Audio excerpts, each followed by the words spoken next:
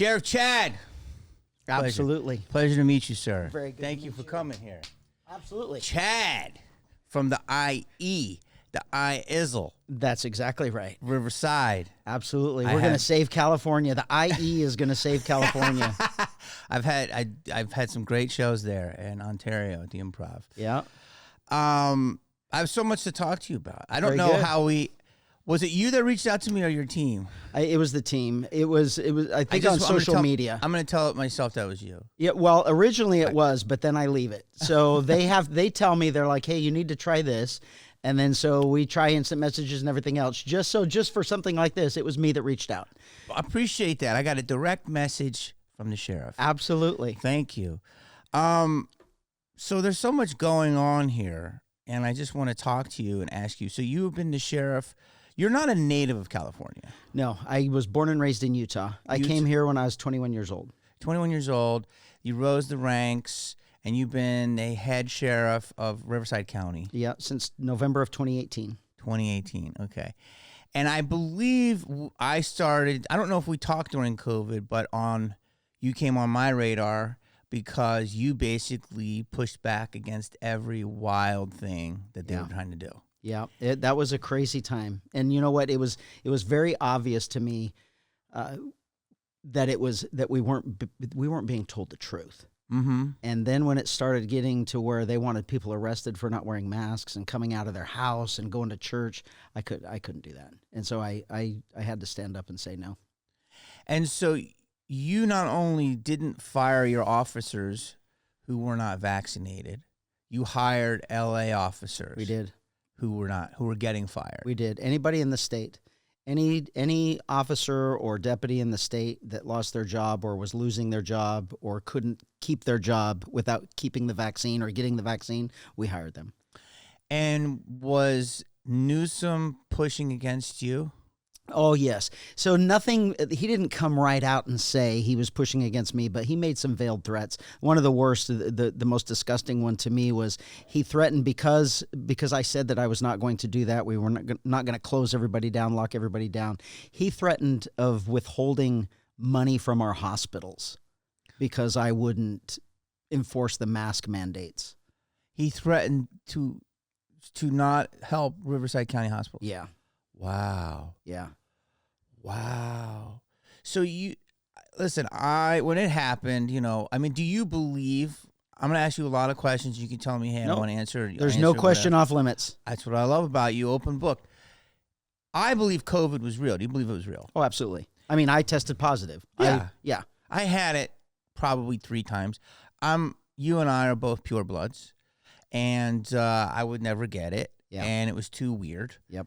And my girlfriend, who's a super crazy athlete, ex-cheerleader, and she never got it. But she got COVID bad. So we both got it bad. We went through it, and it was good. But when I started seeing the hypocrisy there's a beautiful saloon in the valley called Pineapple Hill, and it's run by women. And all these women, their business almost got shut down, and they were serving people in the parking lot food. Mm-hmm. And they weren't allowed to, and it was shut down. It was made an example of. Where next door, Hollywood opened up and had a 60-person crew eating together. Oh, yeah. And that's when I said, this is crazy. So we started having a fundraiser for them, and a lot of these things started happening, exposing it. Yeah. So that's when I realized there was just no unity in the state. Yeah, there wasn't. Riverside County, March Air Force Base, was the very first recognized or admitted introduction of COVID into the United States. And it was the first plane that the government recognized as being contaminated with the COVID virus. And so they landed it at March Air Force Base. It came from Wuhan, China, and they landed it at March Air Force Base. And then my deputies were responsible for quarantining everybody on that plane for 2 weeks. And that was very early on. That was in February. And the lockdowns didn't happen till whether March, April, or May, somewhere around there. Mm. And so we had a very good introduction to what it was going to be. And it was very obvious to me that we were being lied to. I mean, they were showing us pictures of people in China that were just falling over dead in the street with pools of blood and everything else. And that's not what this was. And so from a law enforcement perspective, We handle emergencies all the time. That's our job. Every single day is handling emergencies. And it really became obvious to me that while this may be serious, and yes, it's a real virus, I've never denied that it wasn't a real virus, it was not as extreme as what they led us to believe. And early on, we were realizing, they were even telling us that it was, if you were very sick, or if you were very old, or if you were very unhealthy, you should be worried about getting this virus. But if you weren't, then it was just going to be like another, it was just a virus, and it was like a cold, or maybe even a bad cold. And to have a closure, to close everything down and not let people go to church or school or work, but then some places could, it was obvious to me that this was, it was a lie. So who do you think was at the top pushing the lies? You know what? That's a good question, and I don't know if we'll ever know. I don't think there's a person. I think it's an agenda. I think it's a government control agenda, and I don't even know if it's even the United States. I think it might even be bigger than that, because this was a worldwide thing, and there were the places that didn't get government control fared better than the ones that did all of the lockdowns and the closures and the vaccines and everything else. And so I think that there obviously was a push and a mission and an agenda coming from a group or coming from somewhere. I don't know. I don't even know if I mean, I guess it's probably bad to say this, and it's a bad choice of words, but this is what's coming into my head. I don't even know if I care. I just know it was wrong. Mm-hmm. And I know that whoever was responsible, or the people or the groups responsible, it was evil, and they were wrong, and they forced things onto us that are going to harm us for a long time. And I think that there should be, and there is not, a push or a desire to find out the truth, to find out who was responsible and what their real reasonings were. We can assume it's money, we can assume it's control, government agenda, those types of things. But we as Americans, we deserve to know. Mm-hmm. So just so people know, you believe the virus was real. Absolutely. I do as well. I believe it came from a lab in Wuhan. We know it came from a lab in Wuhan. Same page so far. Was it leaked? Was it pushed? Was it an accident? Yeah. You know. That's I don't know if you'd ever be able to prove that. Mm-hmm.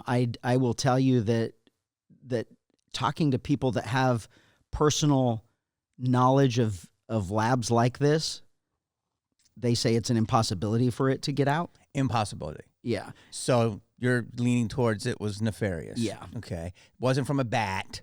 Oh, no. I mean, those things that were lied to from the beginning, mm-hmm. that it's in nature and everything else, those have all been proven lies. The shutdown was more than just the virus. It was kind of the control of the way the world is shifting, so with AI coming, with just kind of like partially how everything is so much. The biggest business on Melrose down the street right now is for lease. I mean, it's literally the number one company, if you were to call that a company. Yeah. So how they basically were shaking a lot of the trees. You agree with this? I do. And it was to kind of make everything consolidate, right? And the big players win, and the little players get knocked off. I truly believe that. Mm-hmm. It was when you just look at what happened, and here's the thing though, is people listening to this are going to get mad. Let it out. But no, I've got. But the reality is too bad. I mean, you need to think rationally, common sense, and reasonable instead of with emotion, because psychology will tell you that when you are in an emotional state of mind, it's impossible to think rationally. And that's what they did. They made us in fear. They put us in fear. They made us believe that we were going to die and that all of our friends and family were going to die. And when you are in an emotional frame of mind, you don't think outside the box. You don't think rationally. You're in a fight or flight type mode, and you're not thinking reasonably. And I mean, humans, we have the ability to think reasonably as long as you are in the right frame of mind. And so when you look back at what they did and what was said, you have to realize that it was on purpose. And when you say that a small business has to close, but a big corporation can stay open, there's something very wrong there. That doesn't even make sense. So you have to realize that there was a desire to close small businesses. There was a desire to force people out of business and let big business run it, and then let government have control of that. And I think it's obvious if you look at it rationally, because eventually you get to the point where, and this is a law enforcement response too, it's if nothing else makes sense, then it doesn't make sense. You have to look at what the real reason would be. There's a nefarious reason behind it. Because the reality is, for humans, things make sense to us. We might not like them, but if it makes sense, there's a reason why things happen and how things happen. And I think we were taken advantage of in the name of big government, and what could they do to us? What would we be willing to give up? What would we give into? How much could they impose themselves on us? And I think we got taken advantage of because we are good people. And I'll even admit, in the very beginning, the first thing they told us was that 40% of the people that got it were going to die. And so I started thinking, I have a massive law enforcement agency. I got 4,500 employees. If 40% of them die, how am I going to keep people safe? And then it's my family. I have 6 people in my immediate family. How am I going? Which 3 of them are going to die? And it was like, man, this is horrible. And in the beginning, I was like, look, we got to do the right thing. And this whole 2-week closure to get over Slow the spread. Yeah, absolutely. I was all for that. It was like, we can do anything for 2 weeks. We should do this for 2 weeks. And for us, for law enforcement, I couldn't stay home. I mean, we had to keep going out and handling calls. And so our deputies were exposed to this on a daily basis. Nothing changed for us. And they weren't getting sick, and they weren't dying. And it's like, wait a minute, this isn't making sense now anymore. And I think that's why I had the response that I had, because I had to look out for the truth, and I had to look out for other people. You smelled something fishy. I did. And you were like, this is not right. And you are a person of authority. And Yeah. you weren't let in on it. Right. So it's like, now, obviously, are you familiar with what's happening right now with the Hatna? Yeah. And I'll give you my 2 cents, because I'm the crazy one. You know, you came on a little bit of a crazy pod, which is good. It's good. There's no such thing. I don't think so either. Dude, but the Hatna, as you know, is a 40% rate, okay? And these people, I just watched this great video last night that 23 people that went off the ship went and all landed in Joburg, which is a super hub of internationalism. And then 23 people apparently went to 12 different countries. I mean, you want to talk about an origin story. So do you think this is going to turn into something, and do you think this is also because I do. I do too. So this isn't a new virus. No, it's not. This is something that's been around for a long time. But this is the human one. Yes. Which is, of all, it's like 10 strains of it, Sheriff. And then we just happen to have the one that's the deadly one that just happens to go from person to person. Oh, how convenient. It is. You better believe I went to Costco last week. Yeah. Yes. And I suggest you go too. And your whole deputies go. We need to stock up on toilet paper. Toilet paper and everything. But Yeah. so, I mean, it's looking fishy, right? It does. It absolutely does. And I think that the fears and the concerns are absolutely real. Of your fears and concerns that this is happening again, I think that is absolutely real. And for anyone to say that you're just over exaggerating or that you're going to be a denier or whatever the case may be, they're wrong, because we have to start thinking that way. We know that they already did this to us once, and this particular one is very close contact. It's not just walking around and you're going to spread it as the 6 feet, silliness that they told us before. So I think it's going to be interesting how this plays out. I think that we're all gun shy, and we're all going to be paying a little bit closer attention and not let the powers that be do what they did to us the last time. Mm-hmm. And the sad thing is since the last time, 2020, there's been talk all along that there's going to be another one. There's going to be another COVID. It's just going to be something else. And when you have these labs that are, their sole mission is to create these bioweapons that can be used as bioweapons, these diseases to be used like this, what do you think's going to happen? I mean, they're not doing it just for fun. They're doing it to actually expose humans to it and either control us, eliminate us, or, I mean, worst case scenarios, use it as a warfare tool against one country or against a whole bunch of people. But they make them.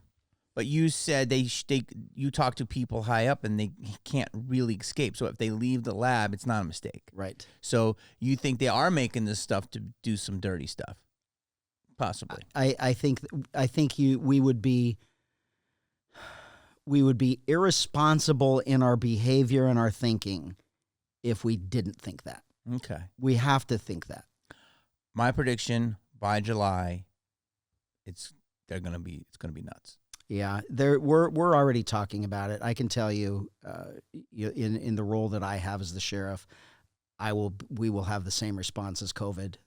Be responsible, but I'm not doing this again. I gave in for 2 or 3 weeks, a month at the most before. That was only a month. Yeah, I know people that were sitting in their living room for a year and a half. Yeah, you know what I mean? Yeah, but that was a month that we know we were lied to. And I'm not going to do it again. See, this is fascinating because you are the highest of police officers and you have a mentality of the people, right? And I can tell you, everyone I talk to from rich to poor are like, I'm not sitting at home again. Yeah. People are defiant. Yeah. So what do you think will happen if Riverside is one way, LA County is another, Ventura is another? I mean, Well, we know the last time this happened, the population of Riverside County boomed. The businesses, they moved their businesses, they moved their families, and they went to a place that cared about them more than the government agenda. And they went to places where they could keep their businesses open or where their kids could go to school. I mean, the school got screwed because the state actually shut those down. But it's going to happen again. If the closures happen again, and the city government, the city of Los Angeles, I mean, they were one of the most with the ridiculous mask mandates and everything else. If they do that again, they're going to lose people like you would not believe. But I'll tell you what. I'll tell you why I don't agree that this is going to happen is because it's too close to an election. And I think that November, even in the one in a month. Less than a month. Less than a month, 20 days. Yeah. There is no way that Karen Bass enforces a mask mandate on Los Angeles before her election in June. No, definitely not. No way. I'm saying after that in July. Then you have all the way to November. Yes, which that makes sense because if you want the mail-in and then if you believe in sticky fingers, yeah. You know what I'm saying? I believe in that. Okay. I believe that people do some weird things at the voter polls. It's very easy to make polls not rigged. Do you agree with this? Oh, it would be very easy. It's very easy to make them fair. But very easy. It's like we're in 1893 the way the voting process is. Yeah, we've created an environment here that is ripe for fraud. Thank you. When you have mail-in ballots, there have been thousands of people that have instant messaged me on social media platforms or that knew me anyway and are texting me personally telling me that they're getting their ballots mailed to them out of state and they've been gone for 10 years. And why are they getting them? Now, those people, they're all my friends. For the most part, they're all Republicans. They're shredding their ballots. They're tearing them up and throwing them away. But those that are nefarious are going to fill out those ballots and they're going to send them back in. And they have no legal authority to be voting in California. They're not residents of California. They're not supposed to be voting. But our system that we have set up is mailing ballots all across the country for people outside of California to vote in our elections. Wait, The voter rolls are absolutely ripe with fraud. say that again. You're saying residents outside of California that are People residents who of are California. residents of other states are getting ballots from California to vote. No, Oh, yes. no, you can't do that. Well, of course you can't, but they are. No, wait a second. That's like me being able to go to LA Fitness when I have a membership at the Y and not LA Fitness. What are you saying? I've actually never heard this part. Oh, well, You're telling me people from Arizona can mail in a ballot and yeah, count for a California. Absolutely. So how it's happening is if you lived in California and you were registered to vote in California and you got put on the voter rolls in California, they're not taking you off when you leave. So now you move to another state, you're a resident of another state, voting in that state, and you are still getting a ballot mailed to you from California. And if you're not going to be a good person about it and throw it away, you can fill it out and send it back in, and they're going to count that vote. So how long does it take you to live here to get a ballot? All you have to do is register? Mm-hmm. So you could have been here for a month? No, I, to be honest with you, I don't know what, I think it's 6 months. I think the registration, your requirements to be a resident are at least 6 months, I believe. So you're saying that so you don't even have to have a license? No. Okay. So you're saying that people could live here for 6 months, sign up to vote. Mm-hmm. Go to the DMV. You can register to vote. You can register to vote online. It doesn't matter. And they've even proven that you could lie online while you're registering, and that's going to register you to vote. Leave, go to Utah, go to Scottsdale, go to Henderson, vote. Absolutely. That's insane. It is. So, and that's how our system has been set up. The mail-in ballots are ripe for fraud. There are some states that make you register every single election. So, and truthfully, that's how it should be. Mm-hmm. If you're a California resident, whether you came in 8 months ago, a year ago, the elections are every 2 years. So you should have to register for every election. Register to vote with ID to show that you're an actual U.S. citizen, a resident of California, and then you're able to vote. So we'll have the voter ID for the next, not this election, but the 2028, 2030 election, we'll have voter ID. But we won't have it for this one. So anybody can vote. The mail-in ballots are designed for fraud. When I'm elected governor, we are doing away with mail-in ballots. You're going to vote in person, and you're going to vote how everyone else in a civilized society for true, fair elections. Every individual is good for one vote, and you don't get to do it in secret. I wish you would also make it that just each vote is each vote. Yeah. Because there's a lot of quiet majority in this state, in this town, in this business. I can't tell you how many people, really lean right. Yeah. They're not even that wildly right. They're just common sense, which is now considered craziness. Yeah. Yeah. If you're in the middle, you're being labeled as an extremist. 100%. 100%. Anyone with money in LA is to the right. Yeah. And I don't care what you say. They're lying to you because you want him. Who are you going to call when you hear somebody in the bushes? You're going to call your screenwriter friend? No. You're going to call your boys. Yeah. So this is insanity. So wait, why is California... Oh, God, you just got my head spinning with this. So I'm originally from Pennsylvania. So is that a state? I wonder if that has mail-in ballots. So different states have different things. They do. Why is California so corrupt? Because it's a super corrupt state, and I love it. This is the jewel of America. I've been all over the world, Sheriff, as I'm sure you have, and people love. They're like, California is the dream. We live in the best state that there is. Thank you. I agree. By far. I agree. By far. We have the best people. 100%. We have the best environment, the best weather, Best the best food, beaches, food, everything. Vibes. Yes. Everything is the best. It's unfortunately we're being pushed out now because of bad policy, bad politics. And it's been we have to talk about this, and we have to say what it is. We have to be truthful about what it is. It is the liberal Democrat agenda that's destroying our state. You can't blame it on anything but, because we have anybody other than a liberal Democrat has no say-so in California. None. Which is crazy, because I remember when Ronald Reagan was the president and he lived here, and he used to have his birthday parties at Chasen's, and you couldn't get near for 6 blocks. So this was a Republican state for a while. It was. And Arnold.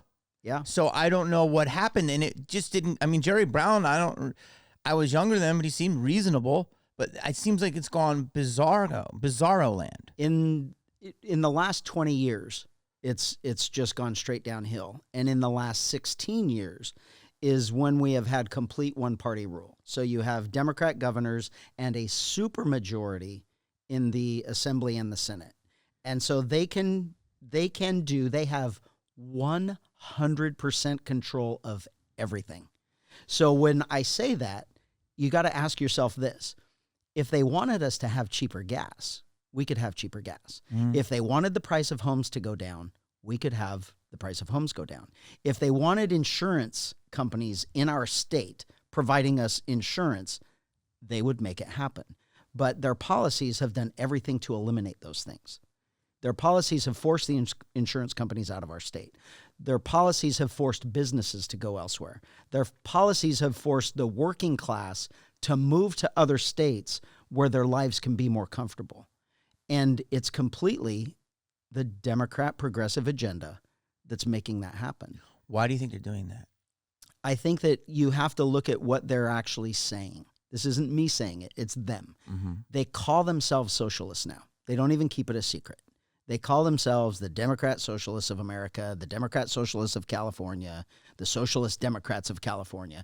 Los Angeles, you have council members that call themselves Socialist Democrats of LA.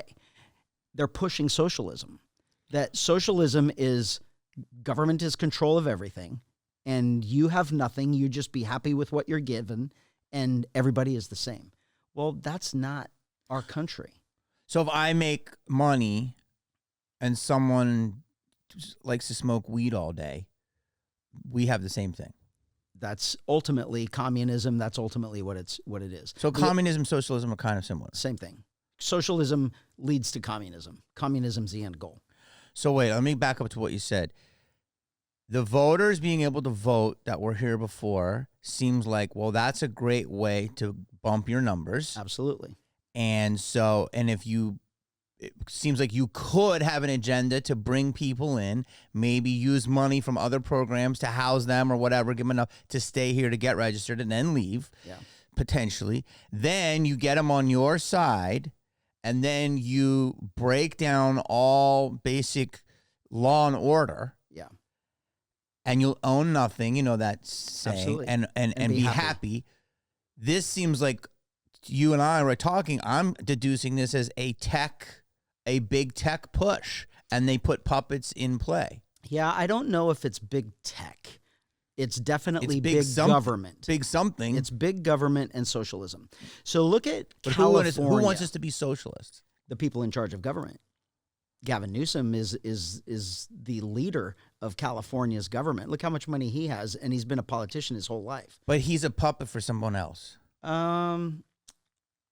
Maybe. They say Pelosi. Well, they're all related. It's his family. It's kind of. I don't believe it's ever going to work in the United States because socialism. No way. We'll never implement socialism because we are a free country. We've been a free country for 250 years, and those of us that realize what that is are never going to allow it to change. But that doesn't change the fact that people want it. So the people that want power. And there's even in colleges, they teach that real socialism, the good socialism, just hasn't been implemented yet. So that's what we have to do. And it's just a false narrative. It's a false statement. And it puts certain people in power, not one person. It puts a group of people in power. And then the rest of us are beholden to them happy with what you get. You don't get to own your own business. Big corporation owns businesses because big corporations can be controlled. Mm-hmm.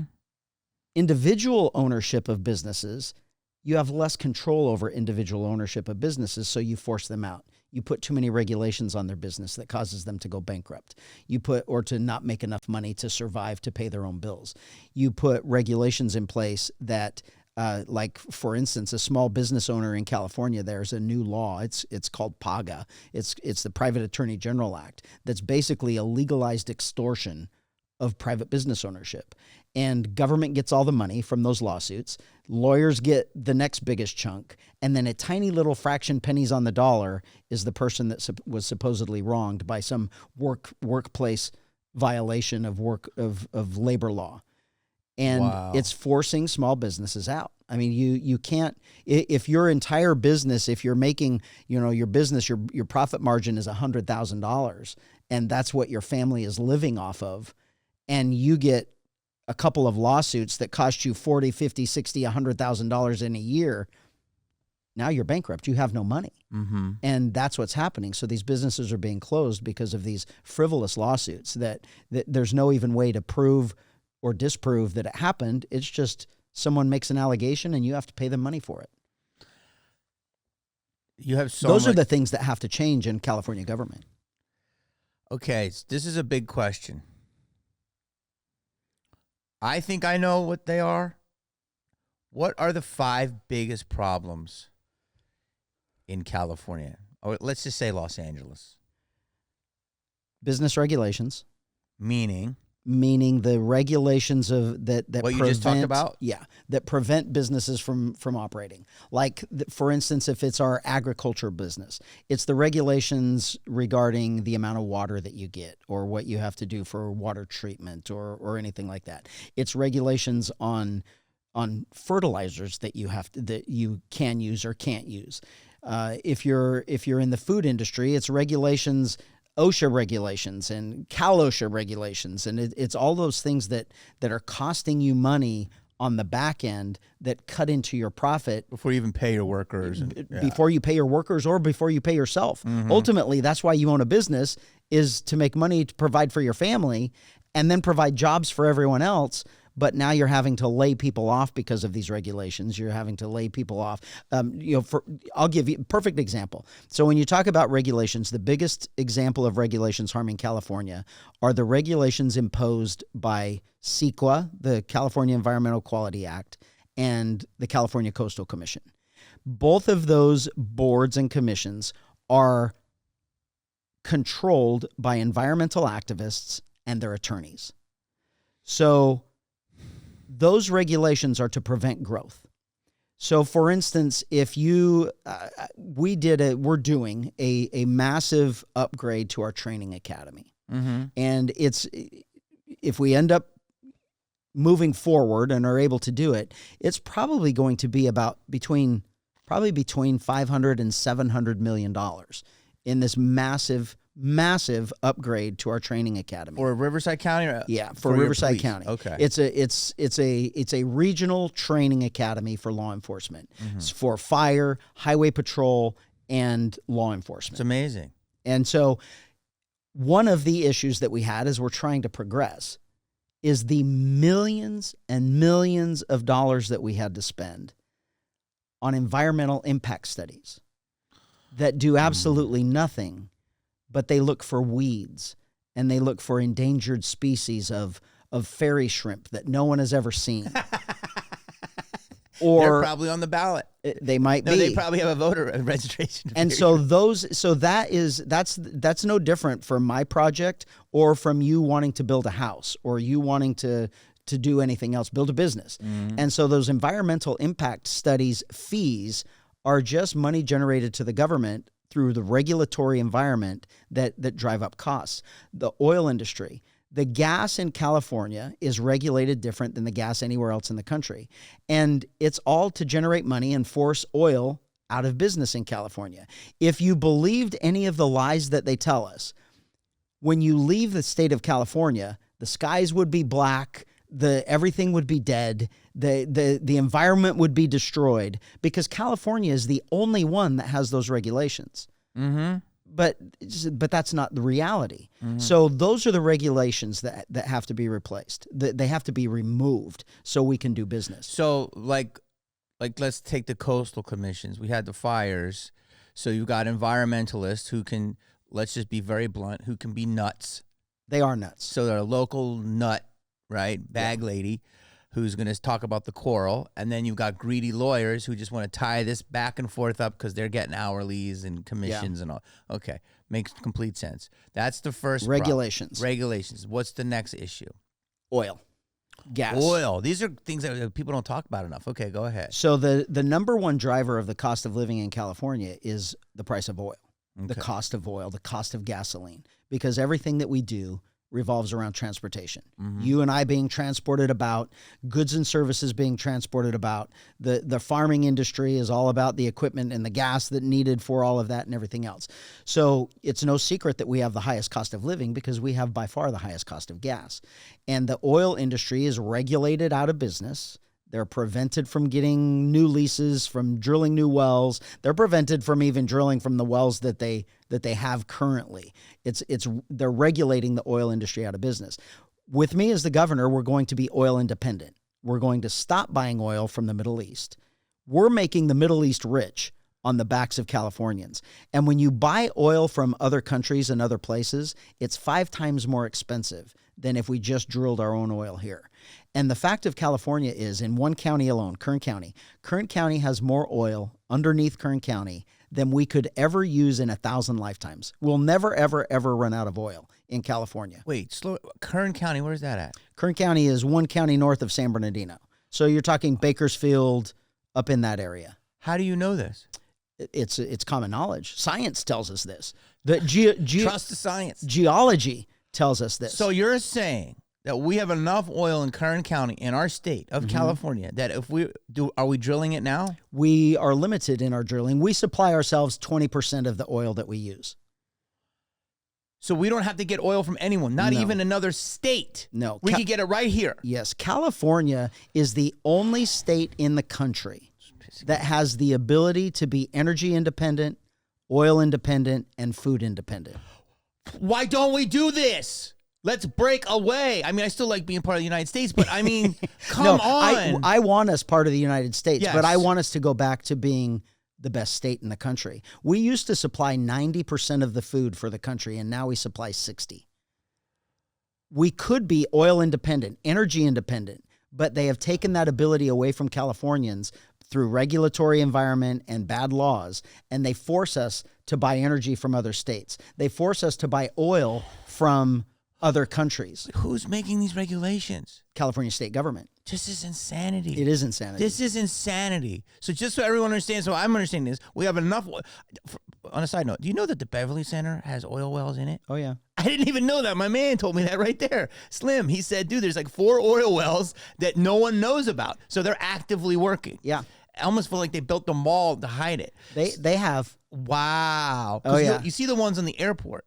So off of Stalker. So you're telling me we have enough oil in this state outside of Bakersfield to last 1,000 lifetimes with the current population? Yes.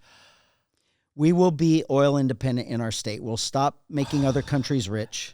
We'll stop buying gasoline and oil we buy gasoline from other states because they manufacture it there. We've forced our refineries out with regulation.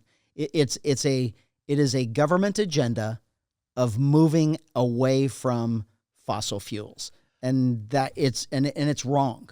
It's an absolute. It's a lie. We've been lied to about fossil fuels. They aren't even fossil fuels. That's not even what they are. But they want you to believe. They want you psychologically. If you call them fossil fuels, you believe that they're limited in scope, and they're really not. What are they? It's just coal, oil, natural gas, those types of things. They want you to believe it's from dinosaurs and as soon as there was only so many dinosaurs, so there's only a small little bit of resources because of the dinosaurs. But that's not the truth. So hold on. It's part of our earth. It's our earth. So doesn't electricity somehow use so we got electricity.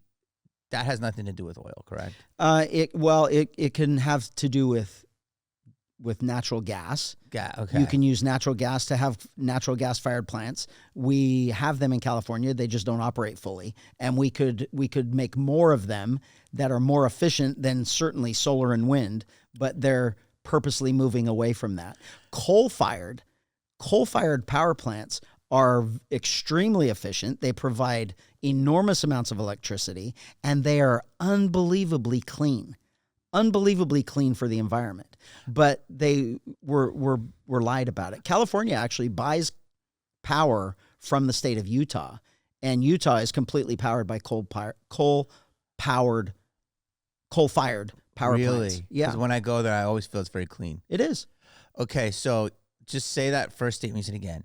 Oil independent, food independent. You say energy independent? Energy independent. We have to make our own electricity here. We have to move to a nuclear power supply. We have to provide the energy that we need for Californians to work and operate on a daily basis, and we currently don't have that. But, so do you know the two, I don't know, how do you say it? Can I say this in a nice way? The two big, down by San Diego, the two nuclear nips? Yeah. We should be, those should be all across the state. Okay. And they purposely shut them down. Those are shut down? One of them is. That's insane. Yeah. And we've got to build more. We have natural gas fired power plants, and we have natural gas here also that we buy from other states because we don't allow the 100% recovery of the natural gas in California. So wait, I just got it. So what you just said is so crazy. They're not allowing it because of why? They're environmentalists. Environmentalists are doing what? They want to. Environmentalists are fake. This is, again, performative. They're fake caring. Yeah. That's what I call them. So the argument against the environmentalism and against the liberalism, socialism movement agenda that they have is that they're against progress. They're against growth. They don't want bigger cities. I mean, you just have to think, and like simple Google searches, when you look at the World Economic Forum or you look at these billionaires that are all for about control, they say that there's too much population and we have to reduce population. You have to reduce growth. And that's truly what it is. They don't want the water environment in California. We have more water in California every single year than any other state in the country. We've never had a drought in California. The government has told you there was a drought, so they can regulate your water, they can stop you from getting water, and they can charge you more for it.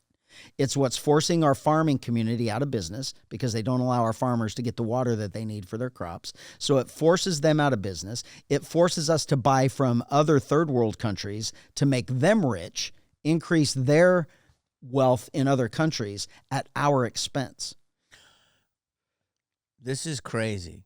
It really is. This is insane. You're breaking it down in the most common sense way. Okay, so here's your two so far.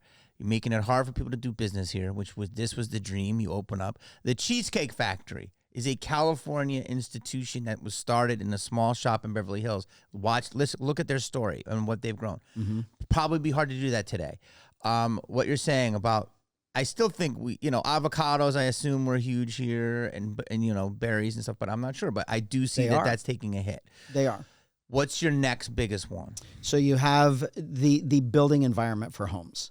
So that goes back and that goes back to more regulations and what they put on builders. Okay. So it's not that technically we can't afford homes, but the real problem is builders can't afford to build homes for a price that we can afford. Yeah. A minimum of a third of the price of a new home is so the builder can recover the fees that government charges them. So it's not even going in the home. No, it's like not even. It's like what we say. It's not movies. A cost of the house. Yeah, it's just like when you make a movie, you go, did you pay a bunch of stuff or did you put the money on the screen? And that's why Hollywood is being forced out of California.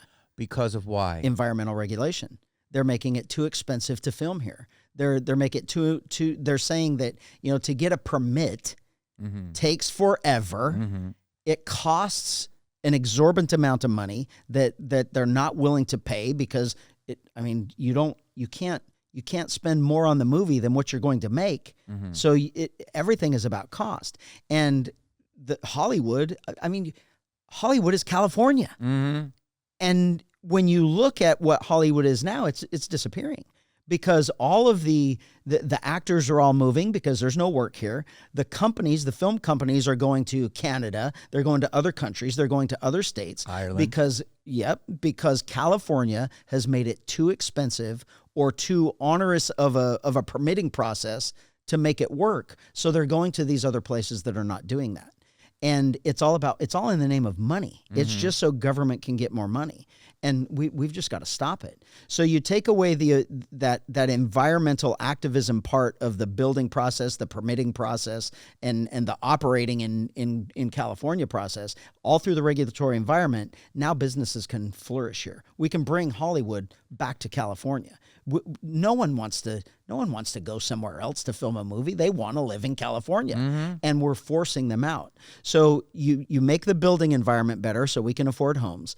You make the business environment so businesses can operate. The oil environment so we can bring the cost of gas down. That brings the cost of living down, and it makes the state wealthy. California is the only state in the country that predominantly gets its income from taxes. So, I mean, everybody gets their income from taxes, but ours comes from income taxes. If we would utilize our own natural resources from the largest lithium deposit in the entire world, we could take over for China and supply the entire world with lithium, rare earth elements and minerals that we absolutely need. California could be the world provider, but they won't allow the mine to operate. Hold on, wait a second. I'm going to blow your mind here. Hold on a second, dude. Wait, you're saying we're saying we have the lithium right here? Absolutely. The largest lithium deposit in the entire world. That makes this? It makes everything. Is that cobalt as well, or is it lithium? Yeah, so everything comes with that. So all the other rare earth elements that are involved in medical, in your cell phones, in the computer chips, in the tech world, in the AI world, all of those things that we need for the resources for that, we have in California. Right now, China controls the entire world, and we are not allowing it to happen in California to keep us reliant upon China. Tell me when I'm wrong. NVIDIA gets their chips. Is it Taiwan or Taipei? And it's like one island that's like, if that shuts down, we're in big trouble. Yeah. And then the cobalt mines are somewhere, I'm wrong, like Jakarta or something, like over there. So you're saying we have that ability right here in California. Riverside County and Imperial County has cobalt. Yes. And I'm not. Don't quote me on cobalt. Lithium? Don't quote me on cobalt. Definitely lithium. It's a lithium mine. Okay, a lithium mine, and you're telling me it's dormant? They know it's there. The state is fighting and not allowing it to progress and operate. I mean, and they're having to go through lawsuits. They're having to go through all of these expenses and process that the state just keeps pushing back on. When in reality, with me as your governor, of course we're going to allow that, and we're going to get the benefit of utilizing our own natural resources. Not only are we going to be, it will help make us. Well, we already are the most prosperous country in the world. California is the 4th largest economy in the world. We could be bigger than that. We could be better than that, and the state's not allowing it to happen. So when you allow the oil to do what oil is supposed to do, it generates, it powers the world, and you get revenue from that, and you also do the same thing with other natural resources like this mine. There's no longer a need for us to tax our residents. We don't have to have a state income tax. And with me as your governor, we will not have a state income tax. There's 10 other states that don't tax residents. Why are we not one of them? It's just because we don't want to make the hard decisions. We don't want to get away from the way we've always done it. But if you look at those 10 states that don't tax their residents, they're all thriving. That's where all of our friends and businesses are moving to. Yeah. And we could keep them here. What's our state tax now? 13%, 13.5% is the highest tax bracket. Hold on. You know what I love about what you're saying right now is that you're saying things that I've never heard. And the first 3 answers out of your mouth were nothing what I thought you would say, especially since you're a cop. So this is wild. So just so to recap, we have enough energy, food, oil here. We have enough lithium here. And it's being held up by a bunch of politicians Absolutely. that love to get their hands in the pockets and Absolutely. just keep the regulations blocked so they can just make a living. Absolutely. I'll give you another log jam. Yes, and I'll tell you something else that's destroying our state is the ability for you to own your home now because you can't get insurance because of fires. And the fires, what we just watched happen in the Palisades just a little over a year ago, that was completely preventable because of bad government policy. If the government policy would have allowed fire departments to create defensible space around property, around homes, around communities, that fire would have never reached the Palisades. But insurance companies for years have been telling our governor, Newsom, 5 years minimum, have been telling him that if you don't change your environmental crazy policies that aren't allowing you to protect your own properties, then we're going to have to pull out because you're going to lose cities. We aren't going to be able to afford to cover all of them. So we're going to have to just stop doing business in California. And he called their bluff. He didn't think that they would pull out, and they did. That's why the FAIR plan, there's only 1 or 2 plans for you to get fire insurance now in California, and that's why they're charging. There are people that are sending me messages that their insurance is 4 times their mortgage payment. I mean, you can't afford to keep your home if you can't have insurance on it. The bank's not going to allow you to stay in that home. They're going to foreclose if you're not making your payments. And that's truly what's happening here in the name of environmentalism. So you have to allow the fire department to create this defensible space. We have to have a law, and I will push for this to absolutely make sure it'll happen. And I guarantee you every voter in California is going to be for it. You cannot prevent a homeowner or a business owner from protecting their property. It should be illegal for the government to prevent a homeowner from protecting their property from a fire. A homeowner should be able to clear space around their property that doesn't allow fire to come in and destroy their property. But right now, the state can prevent that with environmental activism. So wait, you're telling me you can't clear your own shrubbery? No, in certain instances you can, but the majority of the places and times you cannot do that. So you have to get permits that take years to get. The expense to get them is enormous. So, for instance, the fire department. The fire department, every single fireman knows that to create that defensible space, you wait for the off season. We have fire season here. You wait till the off season when you know there's not going to be wind, when it's controllable, and you let the fire department go out and do burns, controlled burns, to just burn little places around. So when the fire does come, it stops before it takes out a city. And that doesn't happen here. It takes years to get for the fire department to get a permit to do these burns. It's crazy. There's no common sense or reason that is being implemented in the decisions that run California. And we have to just get to a point where we're doing things for Californians instead of special interests. And right now, the majority of special interests involve environmental activism, and they're just being appeased because nobody has the guts to tell them no. The future of erectile function is here. Blue Chew Gold is changing the way millions of men are having sex in 2026. They have a new arousal-boosting formula that combines passion and performance in one tablet that dissolves under your tongue for super fast onset. Okay, no more waiting for a pill to kick in, no more moments ruined by performance anxiety, just the results you want and when you want them.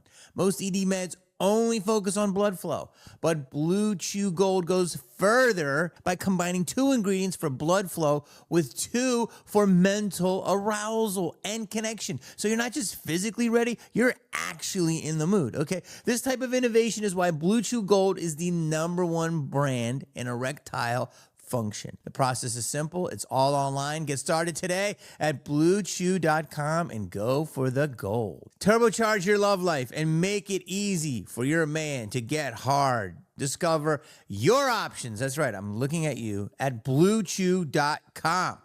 We have a special deal for our listeners. Right now, when you buy 2 months of Blue Chew Gold, you get the 3rd month for free. That's right. Use the promo code Jamie. That's promo code Jamie. Visit BlueChew.com for the details and important safety information. And we thank Blue Chew for sponsoring the podcast. The fires. How do you feel? You know what this means? The ones that we had? I think it was partially the elements, but I also think they were set.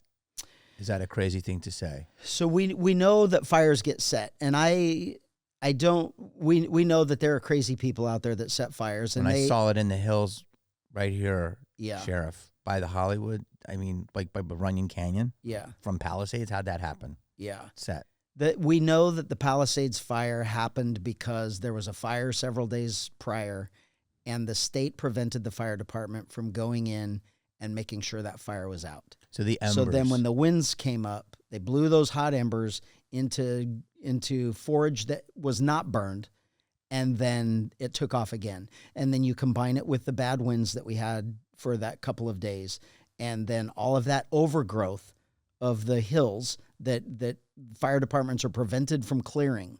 And then you have the natural disaster that the insurance companies warned was going to happen. So fires started maybe by a weirdo. They didn't put it out. Embers started, then horrific conditions. The rest is history. Altadena, though, blew all the way to Altadena, or that was its own thing? I think that was its own thing. And Hollywood was its own thing. Yeah. So, I mean, there were 7 flare-up places. All at once. It was bizarre. Yeah. I went from here, and all of a sudden I was in Studio City because I wanted to go check on my friend, and that whole hill was on fire. Yeah. So that was just, there's something going on. Yeah, there is. Fishy. There is. We know that they're caused by numerous things. So there's naturally fires that start. 100%. I mean, sometimes it could be from even a piece of glass that's in the hills that the sun hits, acts like a magnifying glass. Absolutely. Yeah. And that could cause a fire. But we know people start them. Mm-hmm. We know they start naturally, and we know that the power companies are responsible for some fires, that when power lines go down and that spark or whatever ignites that brush below it, and then that causes fires too. So there's many reasons that start them.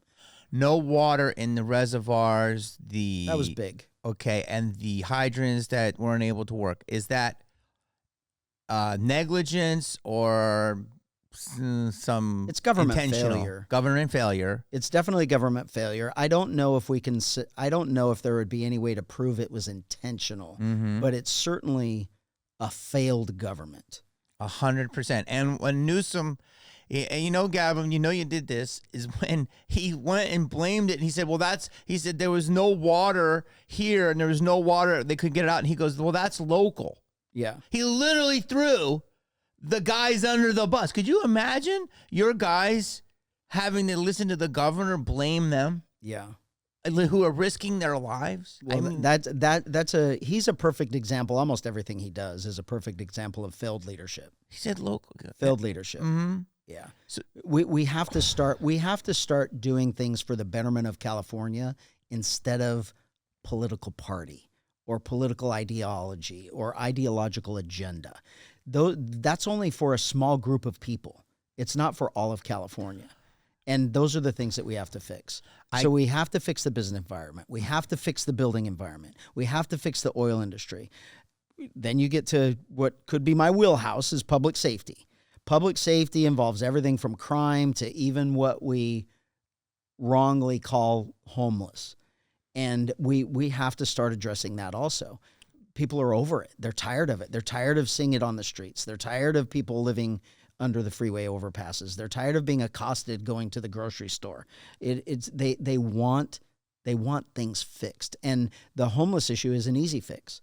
We have to start calling it what it is. It has nothing to do with homes. It's drug and alcohol addiction, it's mental illness, and it's a combination of both.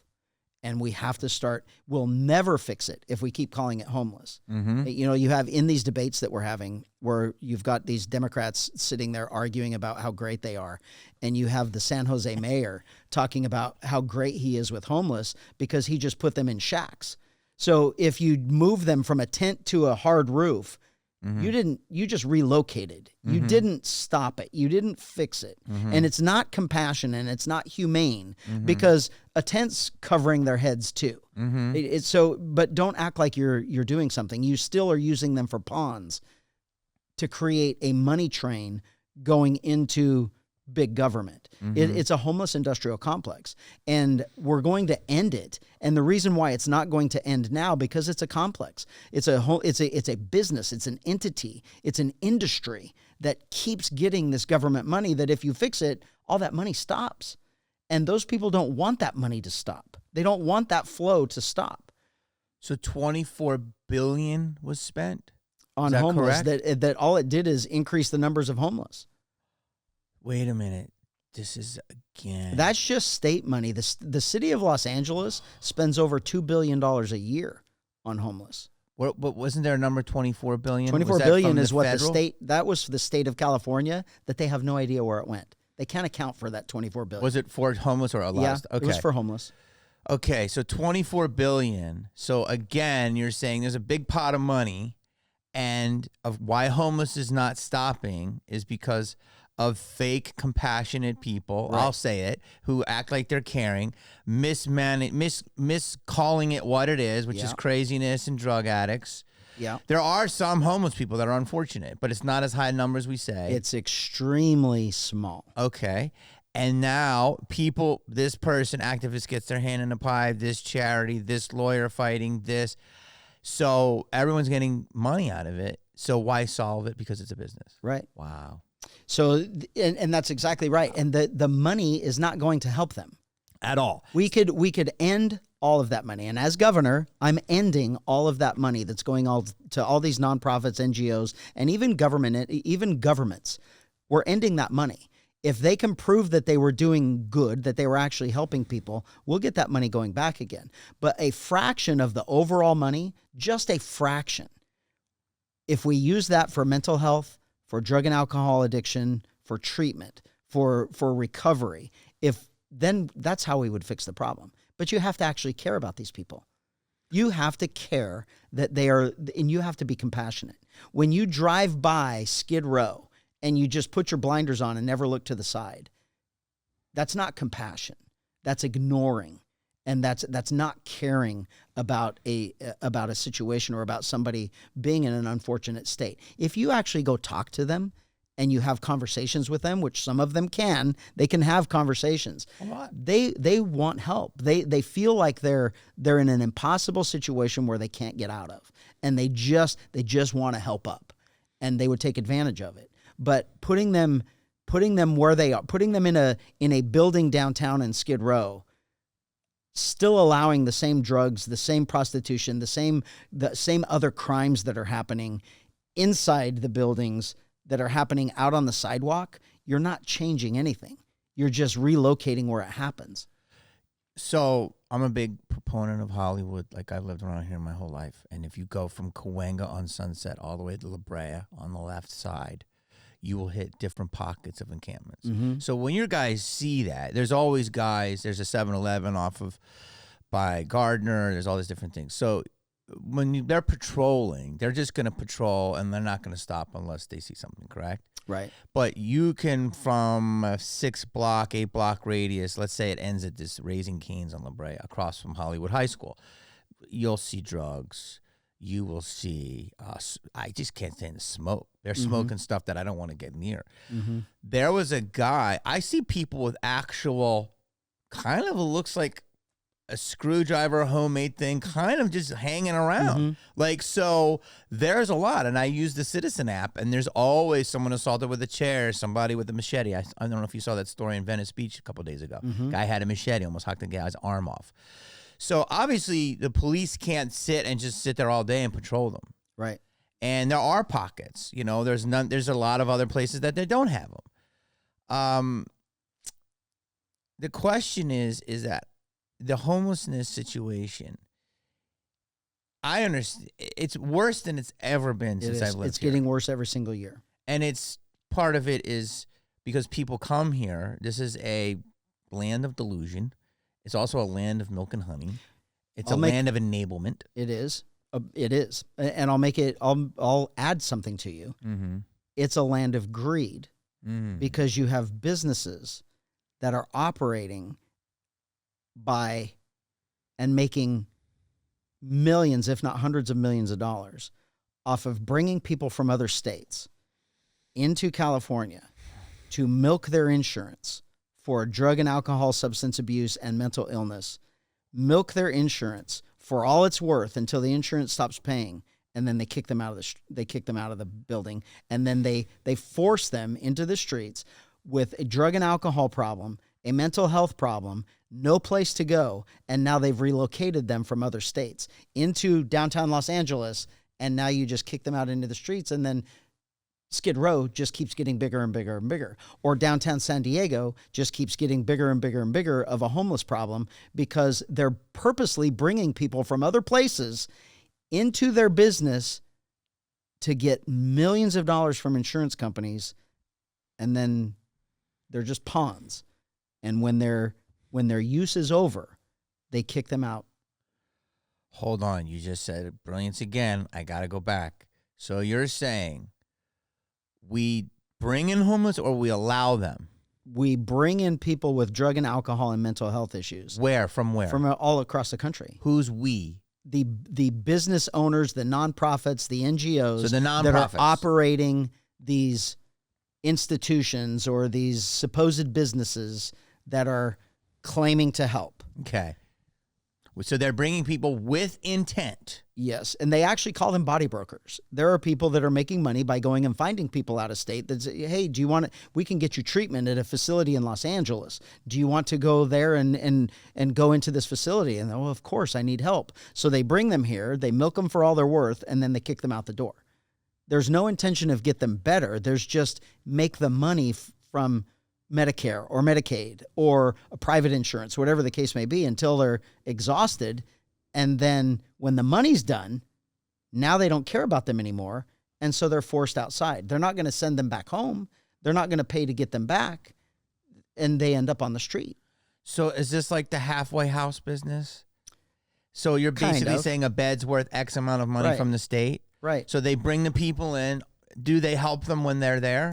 I'm sure they do. I'm sure they're trying. And then they give them nothing, no tools to enter society again. Right. Because there's not that intent. And it's not everyone. I can't. I use generalities a lot. No, I like But it. we have to know that this is truly what's happening, and that's how we're going to fix it. Is we're going to stop all this money, and then once I stop all the money, when I'm the governor, it's my budget. I decide where the money is going to be spent, and when I stop all of this money going into this homeless industrial complex, there will be handfuls of legitimate businesses that are truly helping, that are going to come begging for their money back, and they're going to have examples. They're going to like, look at the people you're going to put back on the streets. We're actually helping them. We're getting them help. We're getting them service, and you're going to take this away. Well, we'll give them their money back. But there are going to be thousands and thousands and thousands of NGOs and nonprofits that don't come begging for their money back because they're not doing anything anyway. Mm-hmm. They're just stealing our money. And those are the people that I'm going to go after to put in prison, because they're embezzling our money. We have to realize that, for instance, a nonprofit or an NGO gets $5 million of government money to help the homeless. Well, they go buy a building, and then they pay a contractor an exorbitant amount to rehab the building. And so now all the money's gone. 1, 2, 3, 4 levels down of administrative costs. Nothing gets given to the people that are suffering. To the homeless. Right. Yeah. So that place sits empty. It sits half finished. Then the people that own it, they don't care. They got their money. They buy it, or they buy. We know this is happening. There's people going to jail now that the federal government is investigating, because the government's it's like LA City is in cahoots, where they give $10 million to buy a piece of property that's only worth $5 million. But you pay 10, somebody just made $5 million that they shouldn't have been making. Mm-hmm. And I mean, you have to know that's all fraudulent. Mm-hmm. I mean, why is it happening? Here's something absolutely ridiculous that's in the news right now, Okay. that shows exactly what's wrong with California state government and how people make money and how they make money for their friends. Governor Newsom is pushing this big, huge thing about diapers that his wife got a $20 million diaper deal. Yeah. So those $20 million, if you just went into Costco and bought those diapers yourself, it would only cost $6 million. Wait, say that again. So the amount of diapers that they're providing. So Newsom has a deal. Is it $10 or $20 million? It's $20 million for 40 million diapers. So $20 million. So $2 a diaper, disposable. Probably. And so he just granted $20 million for 40 million diapers. It's actually, 50 cents a diaper. 50 cents. Did I do my math on that? Yeah, but it only costs. You can get diapers for 10 cents, 16 cents. Okay. So he signed a deal with all the things going on, with the lithium, the oil, the homeless crisis, the fires. He focused $20 million on diapers. On free diapers for people. For what? Who knows? So his wife's friend could make $20 million. His wife's friend got $20 million to buy $6 million worth of diapers. And that's if you just went in and bought them retail. Buying them wholesale is far less than $6 million. So she got $20 million to buy $5 million worth of diapers. Where did that $15 million go? That's what's wrong with government. There are people making tons and tons and tons of money. And here's the thing. Some of that money is going back into the election cycle for his presidential run when he runs for president. We know there will be several million that go into his election campaign fund to get him elected president. But it's our taxpayer money right now, $20 million of it. $15 million of it is absolutely wasted. And then the argument goes back to, why am I paying for everybody else to have diapers? You're honestly blowing my mind. And that's a small version of the homeless crisis. We're talking diapers, and we see how disastrous that is. Diaper when duty. You're talking about billions going to the homeless industrial complex, now you can see how much money is being really completely wasted and embezzled. So I saw this. So his wife is in on this deal. Absolutely. So is he. This is insanity. This is insanity. So everything you've described so far, let's just break it down for the normal person. Corruption. Let's just say this. Dirtiness. Sticky fingers. Basically, people that are around all of this money and they figure out they just can't steal it. So they create a bunch of BS to siphon it, whether it's through the homeless industrial complex, environmentalism,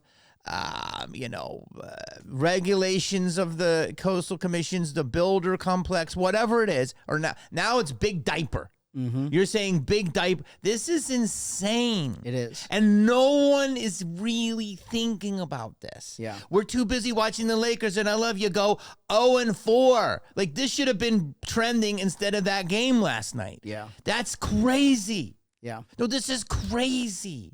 Yeah. It's so dirty. I think that's what I really do feel. So I've been doing this campaign heated for 16 months. And traveling the state for 16 months and talking to various groups of people in every single county, various cities that are completely different. Everyone's fed up. Everyone is tired of the dishonesty, of the corruption. They're tired of crime. They're tired of being afraid of crime. They're tired of learning about more government corruption. They're tired of being lied to by politicians. They want something different. Well, I have two things to say about this. Is that it's a problem when I'm talking about it. Jamie Kennedy has future Governor Chad Bianco on his couch. I mean, this is how big of a problem it is. I shouldn't be here. I should be rapping. I should be breakdancing. I should be telling jokes. But this is how crazy it's got. Yeah. People like me, Rob Schneider, we're like, what? All of a sudden, a banana is now an apple. Exactly. You know what I mean? It's like, wait a second, what? Yeah. I'm going to tell you something. Apathy is a horrific thing, and I got to tell you about CVS. I'm in my bank the other day. I like to go into my branch. I go in my branch right down the street. Guy walks in, starts shouting. The guy's on the phone. Crazy shit. 21-year-old girl's on her phone, won't look up. Other guy is on a call. The tellers are fine. And who's he looking at? Me. And I'm going, what's up, bro? He's like, you know what the fuck? He was screaming. And I'm like, it's good, bro. You're good. And he's like, well, what the fuck? Not one person did anything. I'm the only person engaging. Eventually goes, yeah, well, fuck it. And he leaves. No one dealt. One person looked up and goes, typical Friday in LA. I go, no, it's not. I go, because you're not doing anything. Now imagine if something happened. I'm the only person. People aren't even aware. Yeah. They don't want to be aware. As you know, you're blinders. Well, it's situational awareness. That's what the military teaches. So it's like these people aren't. And they just they jump out. They don't want to deal. And what you're saying is ignoring is a humongous problem. Yeah. Another thing down the street is a CVS. Lady went in. They have a big security guy there too. And this nice girl, this lady's running it, and she goes, "Hey, don't come back." Lady had 2 baskets I saw, and she goes, that's the second time she got here today. And I go, why did you chase her? She goes, it's not going to do anything. It's 2 big red baskets, and she just walked down Santa Monica Boulevard. And I felt for the woman. She wanted to protect the CVS. The security guard's like, what, should we go? And he's like, screw it. This is what we've come to? Yeah. The enabling, the ignoring, the crime in California has been enabled. So in 2014, they lied to us, and we voted for Prop 47. Prop 47 made drugs legal in California. And when I say making drugs legal, all drugs used to be a felony. Now they're all misdemeanors. And all of them. Coke? Yes. It's all a misdemeanor. Heroin? It's all a misdemeanor. Oh my, I didn't even know It's all a misdemeanor. And so the problem with that is people are like, oh, it's still a crime. Well, yeah, technically it's still a crime. But what they've done to public safety and to the criminal justice system in California, particularly our jails and prisons, is they've purposely pushed state prison inmates into county jails. So we're overcrowded with state prison inmates, and that forces us to release lower level criminals. That's why there's a revolving door. So my jail, I've got roughly 4,400 inmates on a daily basis. No misdemeanor. You do not go to jail for a misdemeanor in California. If you do, it's only for a couple of hours so they can give you a ticket and let you go. Take your fingerprints and let you go. You're only in jail if you're committing felonies. And so drugs are a misdemeanor. Drugs, making them misdemeanors, is why the homeless situation has skyrocketed. The DEA has said that 96% of the people who you see and you believe are homeless are addicted to drugs. That's why they're there. And you have ridiculous county workers and social workers that actually go up to the homeless people and say, "Are you using drugs?" And they say no. And so they write down on their form, no. And so they come out with these stupid statistics that say that, only 15% of the people that are homeless are on drugs. That is an absolute ridiculous statement. It's almost 99% of the people who we see as homeless are on drugs. But we're just being lied to, and we're ignoring, and we're apathetic to what the true problem is. And when we've made everything misdemeanors in the criminal justice system, there's no consequence. So that enables it. So you're talking about even theft. There's no consequence for theft anymore. And so why would the box stores, why would the security guard, why would they risk injury? Why would they risk lawsuits over a misdemeanor that the people are going to get no jail time? There's no consequence. They've made it to where it's just a cost of doing business now. And unfortunately, that's why box stores are closing, because the cost of doing business, the theft overrode the profit of doing business. And so now they have to close their doors. As much as, I'm sure you know this, but as much as you think LA is looking desolate, San Francisco's cooked. Yeah. It's cooked. I'm going to tell you, I'm going to stick up for San Francisco. I just love a it. Tiny bit. But it's cooked. That's probably 20 years ago, 30 years ago, one of my favorite California cities. My wife and I would go there for the weekend just so we could say we were in San Francisco. It's beautiful. The scenery, the weather, the businesses, the wharf. I don't care what it is. It's a beautiful city.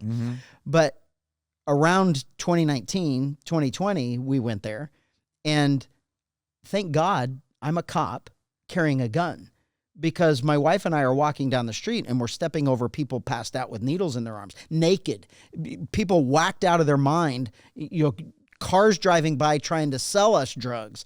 And we're just walking down the street, and we've never been back since.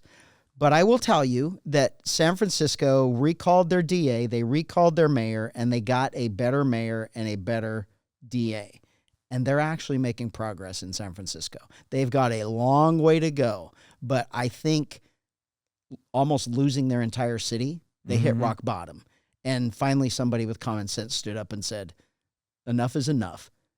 And we need to recall the mayor, we need to recall the DA, and we need to start fixing San Francisco. And they're making a little bit of progress. So not that they've got a long ways to go. I love it. But there's a downtown, I don't know where it's called, it's downtown, but that whole area was closed. It's crazy.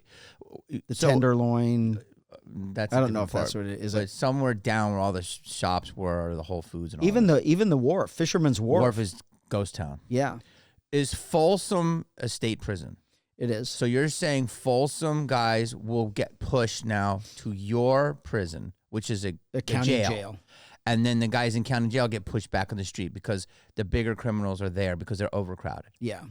So then that puts these guys. So let's say MacArthur Park, which is the most insane program. I just did a video about this. The owner of Langer's, who I think is a multi-generational guy that lives here, the deli, one of the most famous delis in the world, says, stop the needles. Giving needles to drug addicts, it's insane, is like the equivalent of giving matches to an arsonist. It's insane.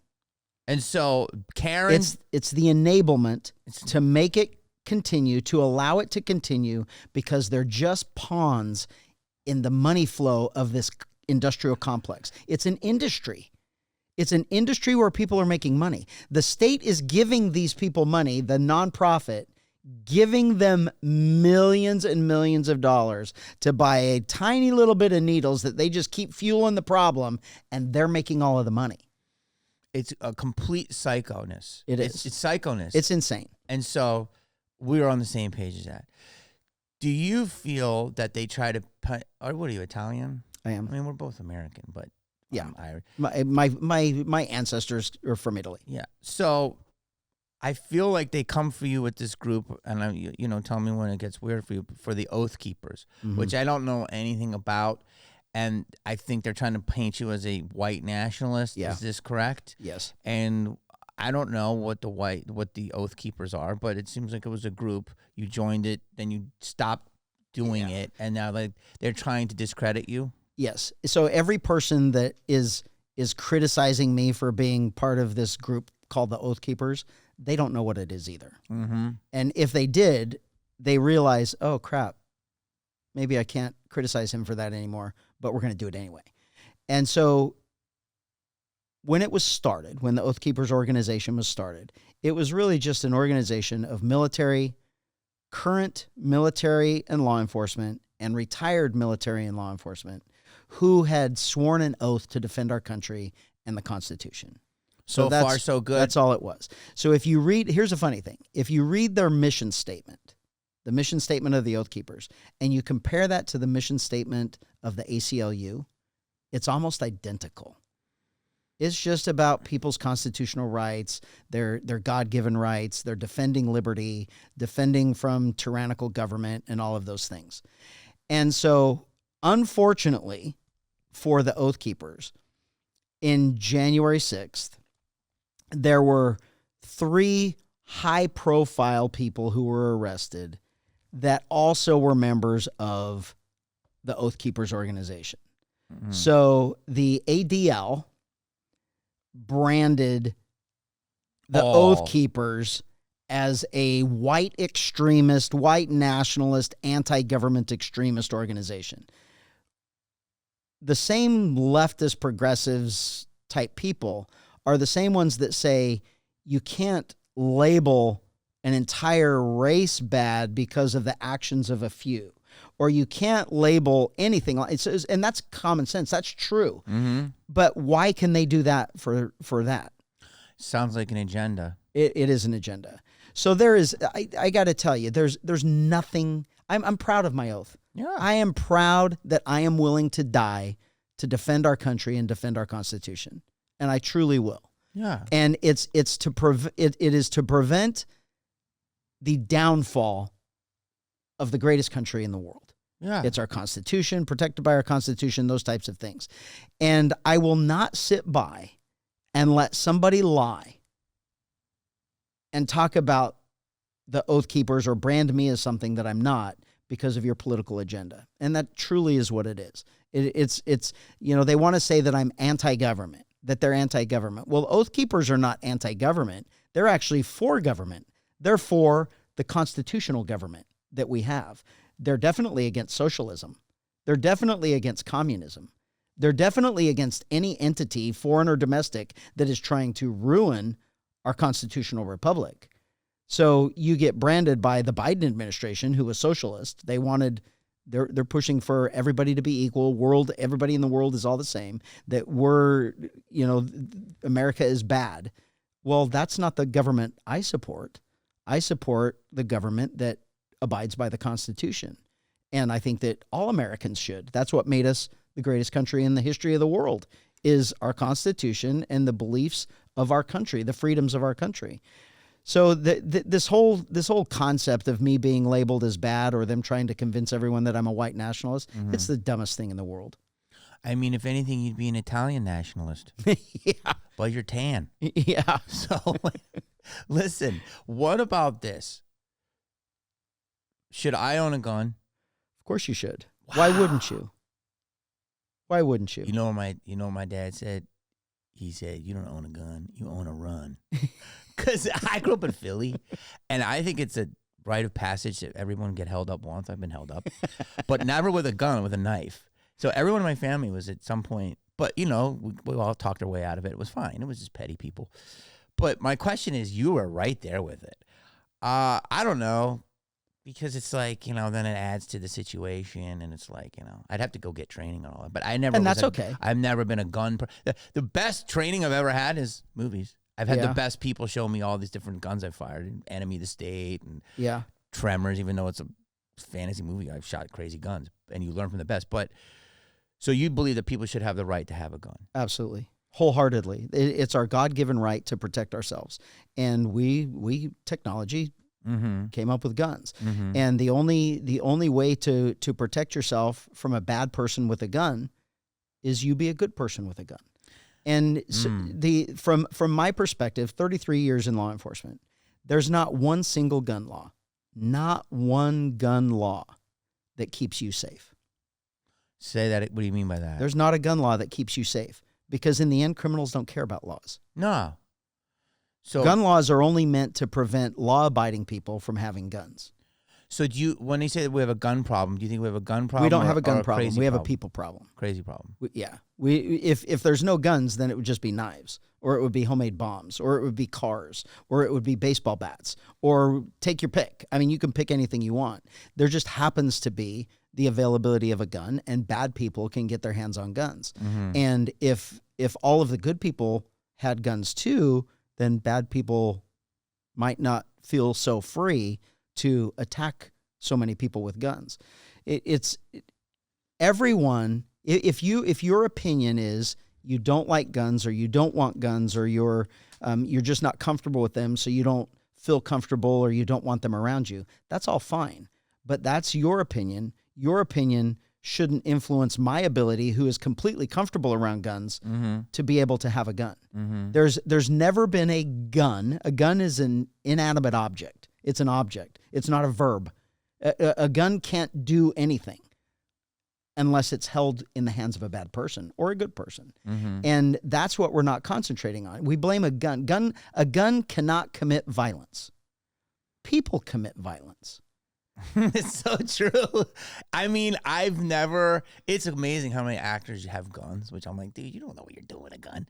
But I never thought of it, but recently people are like, do you ever get a gun? I was like, no. But you're pro-gun, you know what I'm saying? I'm not anti-gun at all. I think you should have guns. I think more people like you should have guns. And that's the mentality that we should have. Mm-hmm. And no one that has guns looks at you any different because you don't want guns. It's like, that's okay. I don't not want it. I just really don't focus on it. I'm Yeah, crazy and enough that's to believe okay. I can talk myself out of weird things, and I'm fortunate. And people sometimes recognize me. I'm like, hey, bro, what do you want? Like, like but it's crazy that I'm thinking like this. Yeah.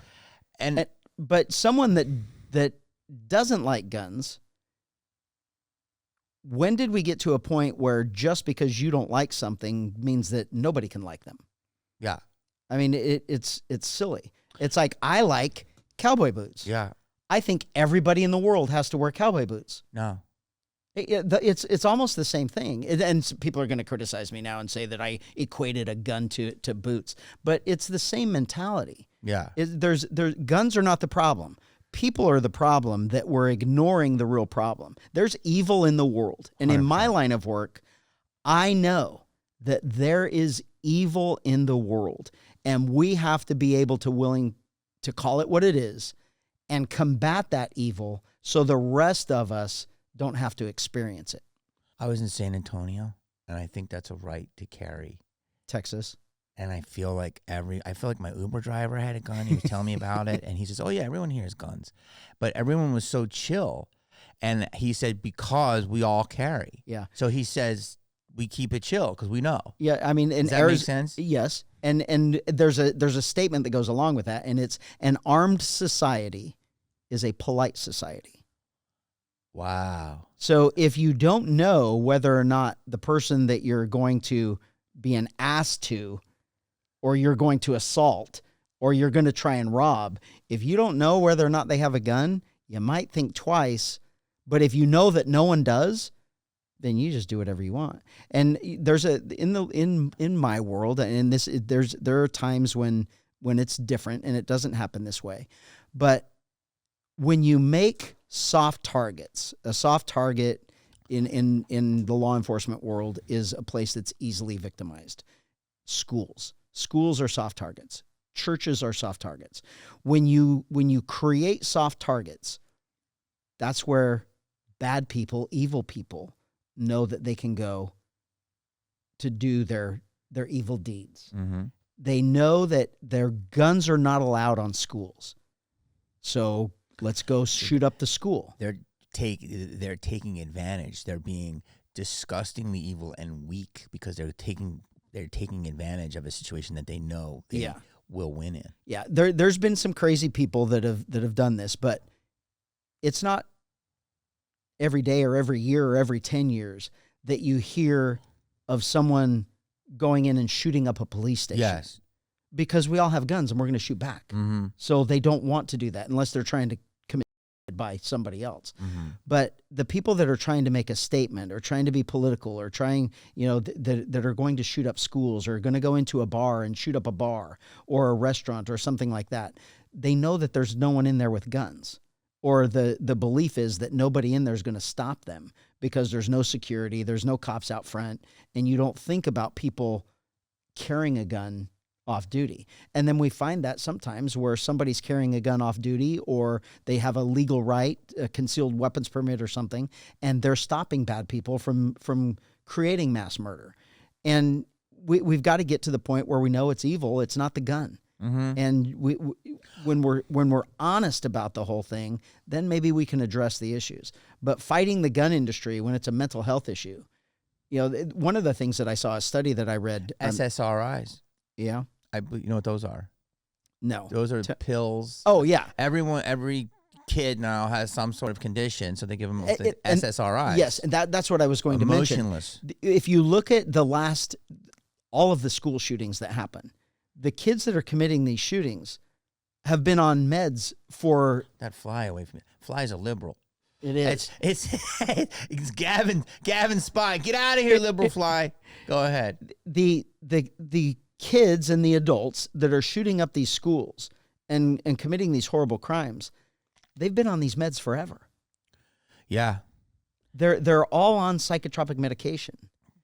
Trust me, you go down Melrose right now, you see people wearing headphones with cat ears, and like you said, they're just tuned out of society. They go. I actually would be old. I used to be old man hollering at sky, a little bit am still, but I do have a sympathy for them because they didn't grow up taking public transportation. They've grown up with their screens, and part of them don't even realize how it is. But yes, they're all on these medications, which I never was on nothing. I was probably just, my mom was just like, yes, my son, he's crazy. You know what I mean? You know, there was a time when parents, it was like, and then all of a sudden, that's Chad. Exactly. He's a little cray-cray. But then all of a sudden, there became a time where, oh, you know what? Just put him on these pills. Yeah. And so your parents was like, no, it's my just a mom normal got me kid. into acting or basketball. Yes. You know? It's normal behavior for a kid. Some kids are hyper. Some kids have all kinds of energy. Some kids aren't. But the ones that have all the energy, instead of a teacher learning how to deal with that kid, they wanted to treat them all the same. So they tell the parents they've got to be on meds. Your kid's not going to be able to come into our school anymore because they're disruptive. They have a psych problem. They have a mental health problem. They need to be on medication. And now you're medicating all these kids from a young age. And while their brain's developing, you're putting chemicals in their body. Mm-hmm. And we're learning now that that hasn't worked out very well for us. I don't want to hold you, but I got to ask you this. Your take on ICE. My take on ICE is this, as a citizen. I'm pro-ICE. Mm-hmm. And that's considered hate. And I'm going to tell you this. So, Sheriff, there's something called Threads. I don't know if you know that. It's like I do.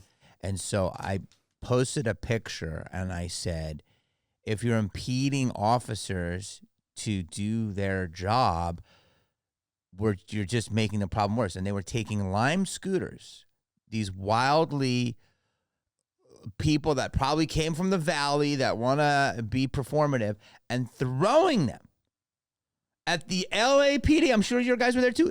And the guys had to hide under the overpass, these crazy scooters.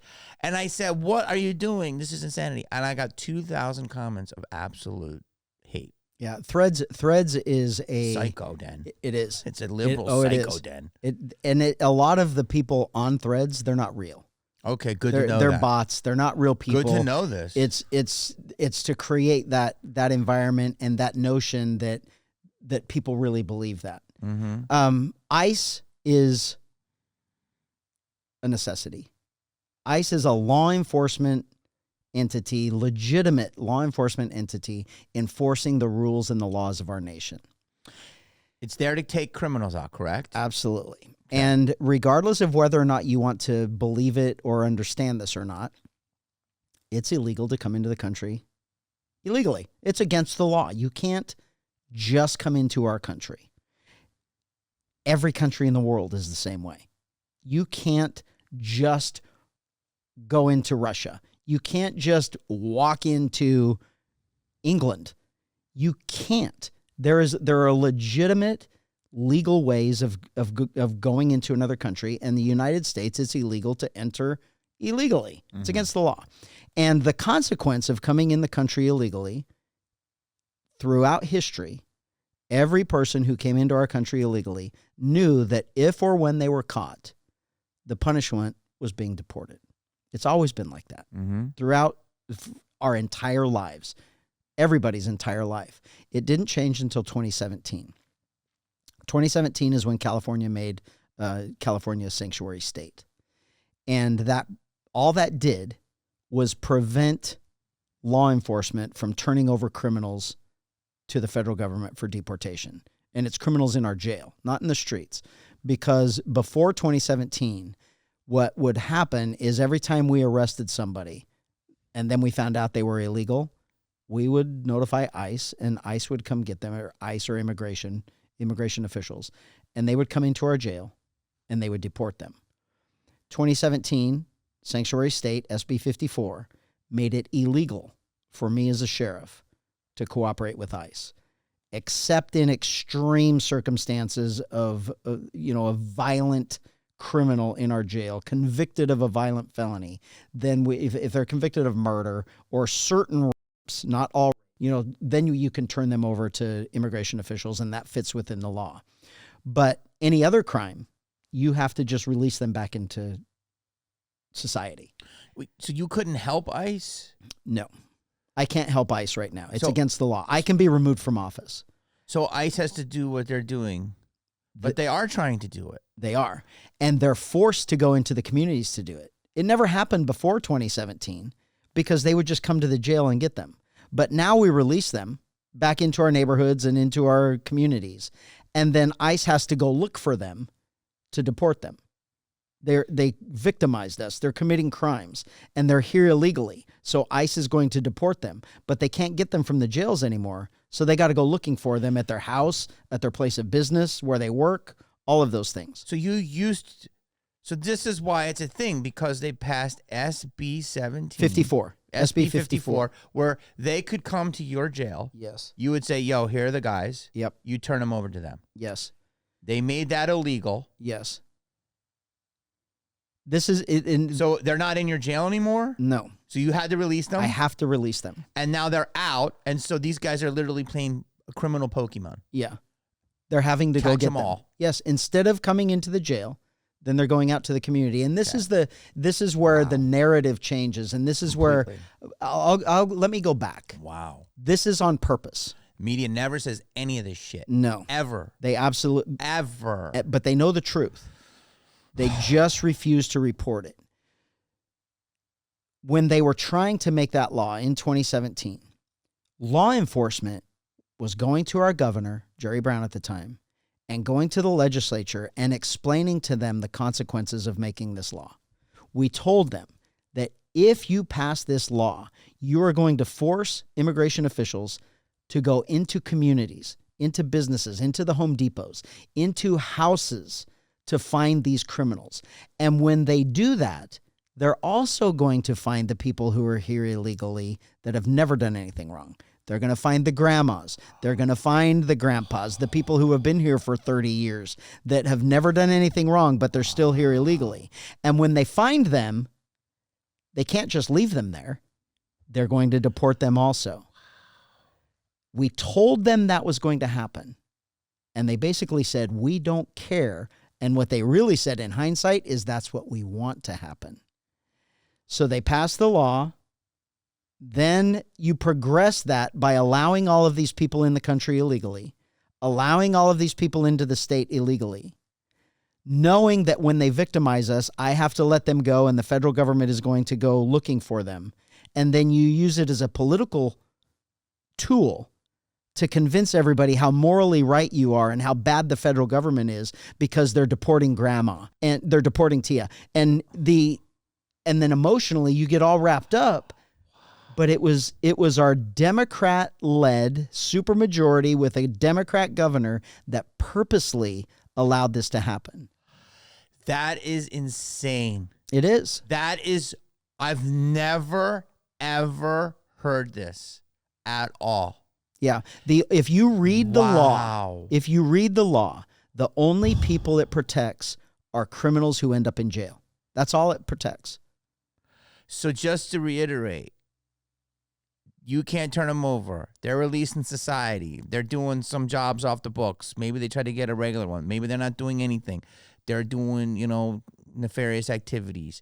They're hiding amongst the good people that are here, but maybe didn't get their paperwork done.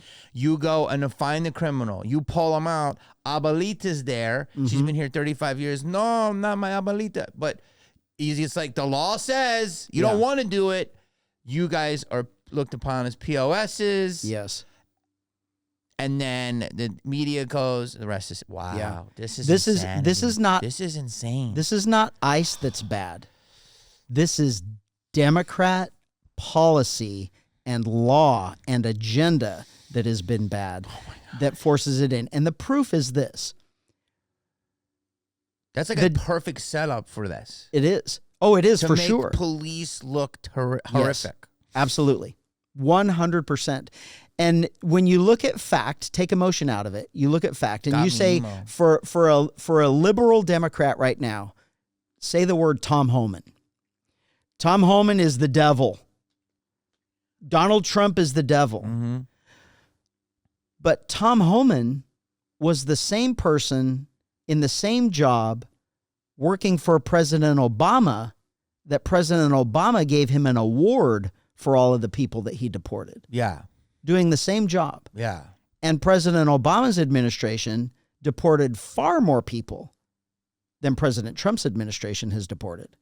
And Tom Homan was a hero, and Obama was a hero. But now doing the same job under a different president, It's insanity. he's the devil. It's insane. And he's no nonsense. With the Renee Good situation, I mean, it's unfortunate. It's unfortunate for them that they chose to do what they did. We're in a society where everyone wants to hold somebody else accountable for the situation that they find themselves in. You don't want to work hard, so find something to blame it on. Racism. The current Democrats that are running for governor, I keep waiting. Maybe there's a final debate on Thursday. Maybe somehow I'll try and throw this in there. But they want you to believe that we're a racist society, that it's systemic racism and everything else. Do you know California, there's 8 elected officials that are elected statewide? Only 8. The governor, the lieutenant governor, the secretary of state, schools, all of that. Do you know that 6 out of the 8 are color? They're either Hispanic or black. There's only 2 Caucasians. So how is California racist if the majority of our elected officials are of color? Wow. Okay. Yeah, I didn't know that. It's Wow. nuts. It's nuts. It's a narrative that people emotionally are trying to convince us of something that isn't really reflective of real life. Like what it's true. I mean, when I saw that guy go in and he started arguing with the ICE guy and he had the gun. I mean, it's a horrific situation, but I don't think you should go into a heated situation with a loaded weapon. Never. Never. And if you're announce that you have a gun. And if you're in a car, well, here's the bottom line. In a civilized society, we have an adherence to law. We can't have a civilized society if we're not going to obey laws. And in our society, civilized society, you don't have any legal justification, reason, or ability to resist being arrested. So if a cop is going to arrest you or if a cop is going to control you, there is no legal justification for you to resist. Afterward, you can sue, and if your rights were violated, you could get money and all of those things. There's civil remedies for that to happen. But you don't get to resist. You don't get to fight back. You just don't get to. So when you're behind the wheel of a car and a cop is trying to get you out of the car and you choose to drive over them, there's consequences for that. If you are going to strap a gun onto your hip and go into a protest and fight with cops, there's going to be a consequence for you doing that. You're saying you'd be lucky to get out. Yes. Okay. Yeah. If you're going to shoot at police, you're going to suffer a violent death. Yeah. You're responsible for your own actions. And we have to get back to a place where people are responsible for their own actions. She's responsible for trying to run over cops, and they used legitimately what they could do. They fight deadly force with deadly force. In my line of work, I don't get paid to tie. I don't get paid to lose, and I don't get paid to tie. If you're going to come and try and fight with me with a knife, I don't pull out my knife and fight back with you. It is my job to win. It is my job to keep people safe. It is to enforce laws and public safety, and we win in those situations. So if you're going to fight with us, legally, we can use the amount of force necessary to overcome what you are doing to either fight us or to get away. And sometimes that results in deadly force. If there's deadly force being used against cops, then deadly force is going to be used in the enforcement of that law that we're enforcing. And she was responsible for her own demise. He was responsible for her own demise. Do you know who is never killed by the police? The people that mind their own business and do what the cops tell them to do. I mean, that's brutal, and that's a hard reality. But don't resist. Don't fight the police. Don't fight the government. You can get civil remedies. The courts can give you a remedy, but you don't physically get to fight and resist. And we've gotten to a point where we just want to blame everybody else for the situations that we find ourselves in. And we've got to get past that. We've got to get back to personal responsibility and doing the right thing and accountability of one's own action. But we do want to fight the government, because that's what you and I are talking about right now, but we want to do it with our ballots and absolutely. And you have the right to protest. I agree that. Tell me this: when I get pulled over, I put my hands right on the wheel and I put my hands up, and I never resist. Yeah, I never resist. I've gotten pulled over more than people think. So tail lights and different things. So I agree with you. Never resist. Just do exactly what there's a lot of people that will disagree with your statements. Of course they will. And I think they're just inviting a world of hurt. Yeah. There's this is kind of like off the rails, but I'll show you or I'll give you an example of the attacks on law enforcement to make law enforcement bad. A long time ago, years ago, there was this push by all of the social activists that cops are bad, and if we would just make them all wear body-worn cameras, we would prove that they're all bad because they're all racist and they all do illegal things and all of this. And there was a little bit of there was kickback.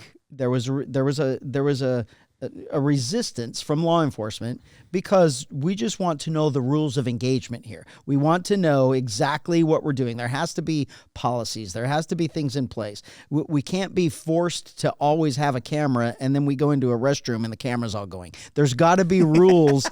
There's got to be rules that are in play. So eventually cops wanted the ability to carry cameras. So eventually we got them. Mm-hmm. And now mostly all cops carry body-worn cameras. Mm-hmm. And the unfortunate part for all of these activists is it proved that we aren't the bad guy. Mm-hmm. It proved that people are evil. People lie. Mm-hmm. People purposely put themselves into situations to try and get money from a lawsuit. And overall, now there's always people that do things wrong. Cops are not perfect. They do things wrong. And sometimes they get caught on body-worn camera. Mm-hmm. But the majority of the time, it's proof that we're doing the right thing and it's the bad people that are doing wrong. So much so that there is a push now from the ACLU and from these far-left activists that are saying, we can't wear body-worn cameras anymore because it's a violation of people's privacy. Oh, my gosh. So you're telling me they pushed it, then you guys went with it, you agreed, and now they're being exposed, so they want to stop it. Oh, yeah. Oh, because wow. and here's the thing. It's because when you bring that body-worn camera up in court, it's pretty much irrefutable proof that the person is guilty. Mm-hmm. You can't say, oh, I didn't really confess when it's on body-worn camera and it's you confessing to the crimes that you did. And they don't want those admissible. They don't want any of those things happening. And this just popped into my head, but you're going to hear about it. In 2020, when we had the Summer of Love and all of the riots were happening. The Summer of the Steel. All of the riots were happening. Summer of Love. Cities burned down. The violent protests. All of those things happening. Yeah. Fortunately for Riverside County, we weren't going to allow that to happen in our county. And I was the first public law enforcement agency that used overwhelming force to eliminate the violent protesters from our communities. And we did overwhelming use of force. And we did it with the tools, the less than lethal tools that we had. Define overwhelming force. Pepper spray, rubber bullets, tear gas, all of those things. Pepper balls. Tasing? We didn't use tasers during that. So you didn't even do tasing? The tasers are more of that's a closer fight battle. Okay. And we really weren't in that situation. We would have if it would have availed it. But we wouldn't have. But a taser is less lethal. Yes. So when I did that, then Los Angeles did the same thing. And then other places started doing the same thing. And we stopped the cities from burning down. We stopped these violent protests from overtaking our cities. Businesses being looted, police stations being burned down, overtaken, all those things. We ended it. And we ended it with less lethal munitions. We didn't kill people. We used rubber bullets, and we used bean bags, and we used pepper spray and all of those things that we call less lethal. Well, when we did that in California, California legislature decided to pass a law to make less lethal illegal to stop protests and riots. So how do you stop it? The only thing left is to shoot them.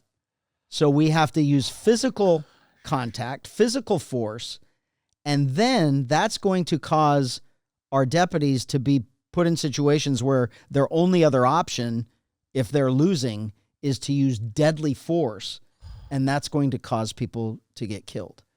But when we find tools that work, that prevent criminal behavior, our legislators in California are outlawing those tools. So you're saying that when you see downtown LA and you see you guys are in riot gear, right? And these crazy people are being so disrespectful to a guy. If they were going to go skin to skin, the officer would destroy them. So he's got his mask on, he's got this, and they're calling him every name in the book, getting right in their face. And the amount of restraint I see it's enormous. It's enormous. And not even a lip movement. They're just like, I can't imagine what they say when you go to the break room with you guys.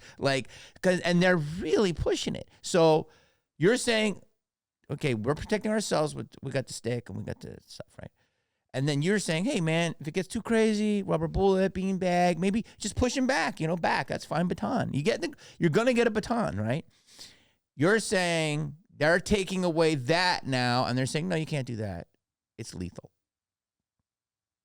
So that's you're being in agitated states where you have to exercise the most amount of restraint. Yes, with nuts. And how we go into any hostile environment is we escalate. The use of force gets escalated, it starts with training. It starts with just your presence, your presence, your command presence, your voice. That's the least amount of force that you can possibly use. And then as things escalate, then we can go to batons, or then we can go to pepper spray, or then we can go to a taser. And if none of those things are working, and it's escalating and escalating and escalating, and the suspect at the time, it keeps going more and more, eventually you're going to get to a deadly encounter that then deadly force is authorized. But the idea is you have all of these tools in between. It's not just show up and then immediately go to deadly force. You don't want that. Nobody wants that. But these silly laws, in the name of allowing violent protests and political protests and political violence, they're not allowing us to stop it. They want the political violence. They want these riots to turn violent. They want to see what's, on TV, buildings burning down, and they're turning us into a third world country with political violence. And it's absolutely wrong. And they're taking away the tools for law enforcement to stop it before it gets that high. Which then in turn just ruins the morale. Yeah. A lot of guys are like, you don't want to be cops anymore. Or kids, there used to be, when I was a kid, I didn't grow up wanting to be a cop, but cops that was a noble profession to get into. You'd be a fireman, an astronaut, a cop, a school teacher. Mm-hmm. Those were noble professions to go into. And it's not like that anymore. Cops are criticized all day long. They're vilified all day long. And so we're having a hard time with attrition of hiring new people as current law enforcement officers retire. You have to replace those troops. And it's hard. We don't have the same numbers of people wanting to be cops anymore. And it's because they grow up hearing that cops are bad, that cops are racist, that cops are, doing bad things to people. And it's simply not true. It's escalated recently because they figured out that defunding the police was bad. So you can't go out and say, we're just going to take away all the money and get rid of all the cops, because people don't want that. So if you make it harder to hire cops, impossible to hire cops, then you're going to, on the back end, secretly eliminating without taking away the money. And it's to the point where LAPD right now, they can't hire people if they wanted to. There are so many people down, but they don't have the amount of people applying to fill up they have the money for it, but they can't fill those spots because they don't have enough people applying. They still have time to pull me over for my tag. Well, you know this. They really concentrate on that tag. It's in the mail, officer. I have to say this to you. Basically, it's corruption. There is. The business is big. Everyone's got their pie. They're taking away the tools of people that enforce the law. They're inviting lawlessness. It's enabling. They're getting rich. It's chaos. I don't want to get religious here, but I'm going to. They say, you seem like a God-fearing man, that Lucifer is the angel of chaos. Mm-hmm. And within chaos, you can't tell I honestly feel like that right now. Yeah, when you don't know which direction is up. 100%. When there is chaos, all of a sudden everything is upside down. Good is bad, bad is good, dark is light, light is dark. Everything is backwards. And they want it like that so they can remain in power, correct? Yeah. Yes. If you promote the chaos and then you also act like you're the solution, then you're just perpetuating the same cycle. Is all the media bought? In the last several years, there have been a few reporters that are actually doing a very, very good job, and probably even independent. Well, most of them are, and they're doing the investigative journalism that doesn't really exist anymore.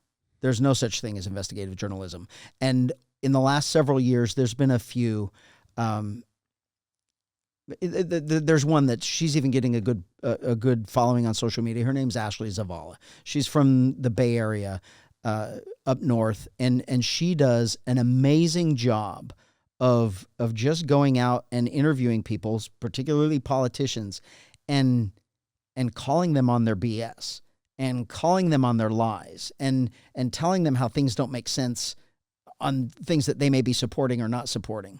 And she's being backed by the media company that is paying her, and they're allowing her to do that.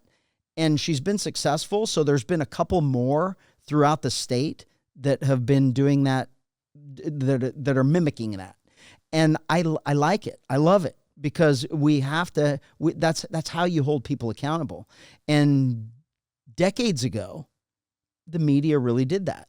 I mean, the media would hold people accountable, and we don't hold people accountable anymore, particularly politicians. So I hope it's changing. I hope that people are demanding from their news organizations that they have this, because social media is allowing independent people to go out and do it.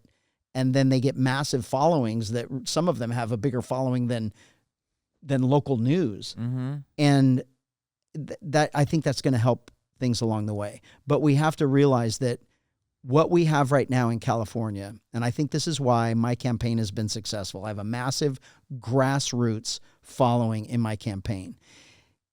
People are tired of being lied to. They're tired of being misled, and they just want to look to somebody that they can trust, that has integrity, honesty, leadership ability, and those types of things. And we have to realize right now in California that what we have in our state government that is completely controlled by a Democrat progressive agenda, we have to stop voting for that.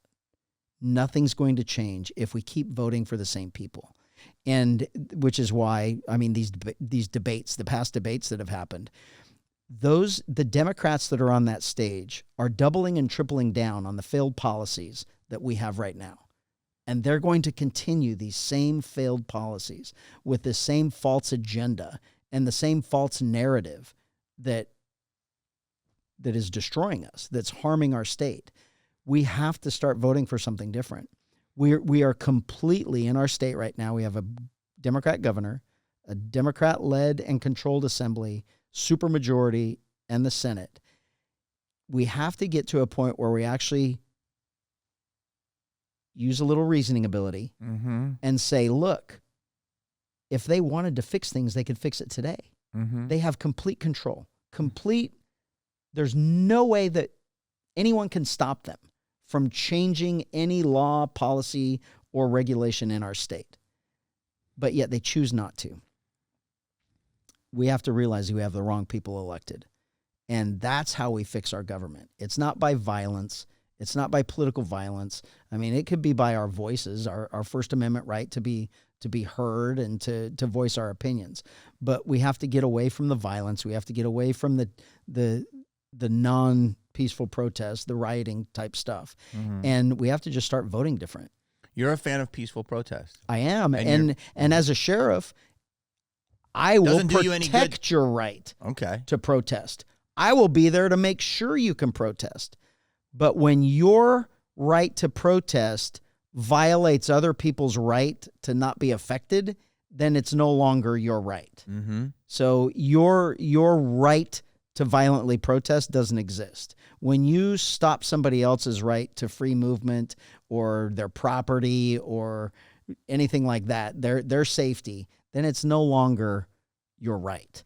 But you can have a sign, a bullhorn, sit across the street from City Hall, try not to scream in someone's ear, but, scream at the building. Yes. Yeah, we're on the same page. Yes. Yeah, and we should never, ever, ever stop that. You're incredible. This was incredible. This is, so June 2nd? June 2nd is our primary election. And is it the top two? Top two.